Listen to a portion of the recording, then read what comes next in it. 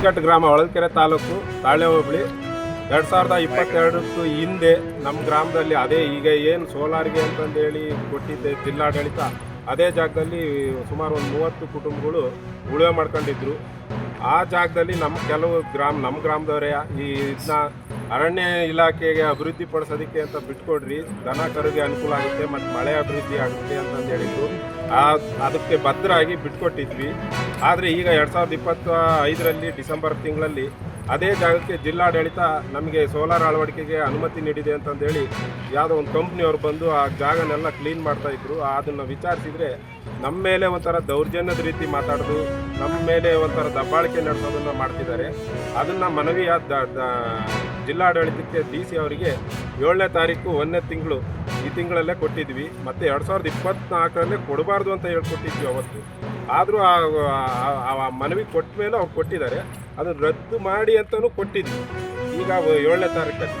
ಅದಾದಮೇಲೂ ಮತ್ತೆ 2 ದಿವಸ ನೈಟ್ ಕೆಲಸ ಮಾಡಿದ್ದಾರೆ ಅವರು.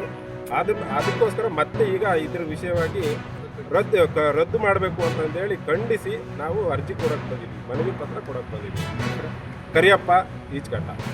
ನಾಯಕನಟ್ಟಿ ಪಕ್ಕದ 1-2 ಕಿಲೋಮೀಟರ್ ಹೋದ್ರೆ ಇಲ್ಲಿಂದ ಸಿಗ್ತಾರೆ. ಹೋದ ಸಾರಿ ಕೆಲವರು ವೇದಿಕೆ ಮೇಲೆ ಕೆಲವರೆಲ್ಲ ಒಂದು ಯಾವುದೋ ಡಿಮ್ಯಾಂಡ್ ಇಟ್ಟಿದ್ವಿ, ಒಂದು 20 ಲಕ್ಷ, ಒಂದು 5-5 ಲಕ್ಷ ರೂಪಾಯಿ ಇವೆಲ್ಲ MLAಗಳು ಕೊಡ್ರಿ ಅಂತ. ಅಲ್ಲ, ಈ ಹಿಂದೆ ನಾವು ಡೆಪ್ಟಿ ಕಮಿಷನರು ಮತ್ತು ನಾವು ಎಲ್ಲ ಇವ್ರು ಹೇಳೋ ಹೊತ್ತು ದೊಡ್ಡ ಮನಸ್ಸು ಮಾಡಿ ನಮ್ಮ ಕುಮಾರಸ್ವಾಮಿ ಅವರೆಲ್ಲರೂ 1 ಕೋಟಿ ರೂಪಾಯಿ ದುಡ್ಡನ್ನ DMS ತಗೊಂಡು ಈ ರಸ್ತೆನ ಮಾಡ್ತಕ್ಕಂಥದ್ದು, ಆಮೇಲೆ ಬೈಪಾಸು ರಸ್ತೆನ ಮಾಡ್ತಕ್ಕಂಥ ಕೆಲಸಗಳು ಕೂಡ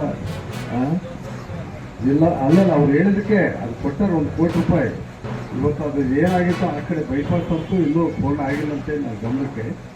ಹೀಗಾಗಿ ನಮ್ಮ ಹುಡುಗರು ಕೇಳಿದ್ರು ಬ್ಯಾನರ್ಗಳು ಯಾವುದೂ ಹಾಕ್ಬಾರ್ದು ಅಂತ.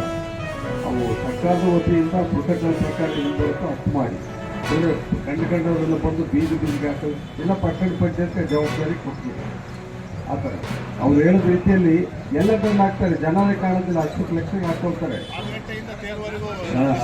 ಅಲ್ಲಲ್ಲ ಹಿಂದೆ ಮಾಡಿದ್ರಲ್ಲ ಆ ಥರನೇ ಮಾಡಿ ಅದನ್ನ ಅವಕಾಶ ಕೊಡಬೇಡ್ರಿ ಆ ಭಾಗದಲ್ಲಿ. ಯಾಕಂದ್ರೆ ಬೇರೆ ಹೇಳೋದು ಬಿಡ್ತಾರೆ, ವಾಪಸ್ ನೋಡ್ಕೊಂಡು ಜನಕ್ಕೂ ಅಡ್ಡ ಆಗ್ತದೆ. ಅದರಿಂದ ಅದರ ವ್ಯವಸ್ಥೆ ಬೇಡ. ಆಮೇಲೆ ನಮ್ಮ ಅಬಕಾರಿ ಏನು ಭಾಳ ಹೇಳಿದ್ದಾನೆ ಗೊತ್ತಿಲ್ಲ, ಅದೆಲ್ಲ ಕೇಳ್ಕೊಂಡು